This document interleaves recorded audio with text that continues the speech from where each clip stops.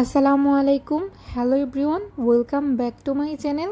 আশা করি সবাই অনেক ভালো আছেন। চলে আসলাম নতুন একটা ভিডিও নিয়ে। আজকের রেসিপিতে থাকছে খুবই মজাদার চিকেন রেসিপি।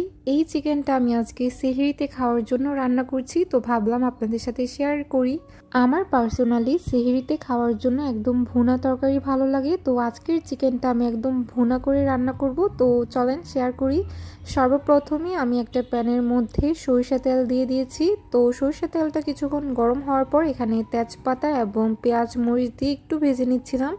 আর আজকের চিকেনটা সরিষা তেলে রান্না করছিলাম। সরিষা তেলে রান্না করার কারণে কিন্তু এই চিকেনটার ফ্লেভার অনেক সুন্দর আসে। মশলাগুলো হালকা ভেজে নেওয়ার পর এখানে প্রায় 1 চামচের মতো আদা বাটা, 1 চামচের মতো রসুন বাটা এবং সামান্য লবণ দিয়ে আবার আমি একটু নেড়েচেড়ে ভেজে নিব। এখানে আমি আদা বাটা আর রসুন বাটাটা প্রায় 2 চামচের মতো ইউজ করেছি। এই তো এখন একটু নেড়েচেড়ে ভেজে নেব। আর খেয়াল রাখতে হবে মশলাগুলো যেন পুড়ে না যায়, তো আমি সেই অনুযায়ী ভেজে নিচ্ছিলাম। ভেজে নেওয়ার পর এখানে আমি গরমের মশলা ইউজ করব। এই মশলাটা আম্মুর হাতের স্পেশাল মশলা, তো আমি আগেই দেখেছেন যে এখানে কোনো ধরনের গরমের মশলা অ্যাড করিনি। আমি এই মশলাটা প্রায় 1 চামচের মতো এখানে অ্যাড করলাম। মশলাটাতে প্রায় সব কিছুই ছিল, এলাচ, লং, দারচিনি। এখন আমি 1 চামচ হলুদ গুঁড়া, 1 চামচ মরিচ গুঁড়া দিয়ে আবার একটু নেড়েচেড়ে ভেজে নেব। এখানে আপনারা ঝাল কতটা পছন্দ করেন সেই অনুযায়ী মরিচ গুঁড়াটা দিয়ে নেবেন। আমাদের ঘরে যেহেতু আমি আর আম্মু একটু ঝালটা বেশি খাই, তো এখানে আমি প্রায় 1 চামচের মতো মরিচ অ্যাড করেছিলাম। এখন এখানে আমি পানি দিয়ে একটু মশলাটা ভেজে নিব। আর এখানে যতক্ষণ না পর্যন্ত তেলটা উপরে ভেসে আসে ততক্ষণ পর্যন্ত আমি মশলাটা কষিয়ে নিব। এখন দেখতেই পাচ্ছেন মশলার থেকে কিন্তু তেলটা উপরে উঠে এসেছে। এই পর্যায়ে বুঝতে হবে যে মশলাটা ভালোভাবে কষানো শেষ। এখন আমি এখানে মুরগির মাংসটা দিয়ে নিচ্ছি। এখানে আজকে আমি লাল মুরগিটা ইউজ করেছি। এটা প্রায় একটু শক্ত হয়ে থাকে এই মুরগিটা, আর খেতেও কিন্তু দারুণ মজা হয়।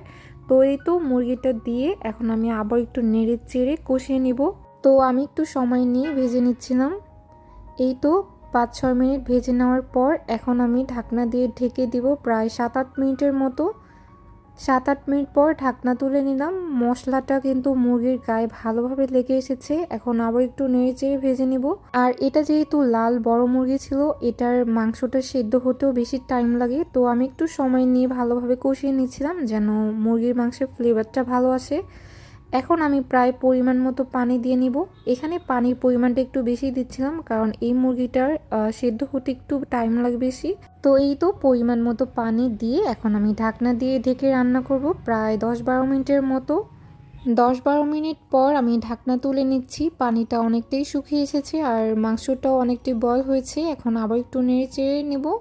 আজকের মাংসটা আমি আলু দিয়ে রান্না করব, এর জন্য আমি এখানে আলু কেটে নিয়েছিলাম। আলুটা আমি এই পর্যায়ে দিয়ে নিচ্ছি।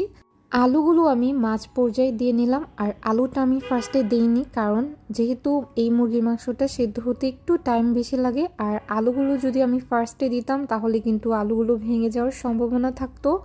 তো এই তো আলু দিয়ে আমি আবারও ঢাকনা দিয়ে ঢেকে দিয়েছিলাম প্রায় 6-7 মিনিটের মতো। 6-7 মিনিট পর ঢাকনা খুলে এখানে আমি একটা মশলা ইউজ করব, সেটা হচ্ছে জিরা গুঁড়া। এখানে আমি ভাজা জিরা গুঁড়াটা প্রায় 2 চামচের মতো দিয়ে দিচ্ছি। এই জিরা গুঁড়াটা দেওয়ার কারণে কিন্তু মাংসের ফ্লেভারটা অনেক সুন্দর আসে, তো এটা দেওয়ার অবশ্যই ট্রাই করবেন। জিরা গুঁড়া দিয়ে আবার ঢাকনা দিয়ে ঢেকে দিলাম।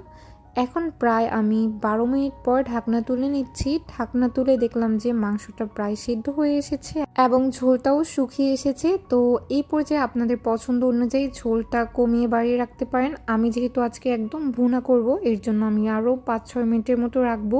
আমার কাছে পার্সোনালি এই চিকেন ভুনাটা অনেক পছন্দ, তো আমি একদম ঝোলটা শুকিয়ে নিব।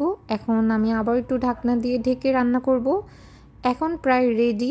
আজকের মাংস রান্নাটা একদম সহজভাবে এবং সিম্পলি রান্না করেছি, তো আপনারা অবশ্যই কমেন্ট করে জানাবেন। তো আজকের মতো এখানেই শেষ করছি। আল্লাহ হাফিজ, আসসালামু আলাইকুম।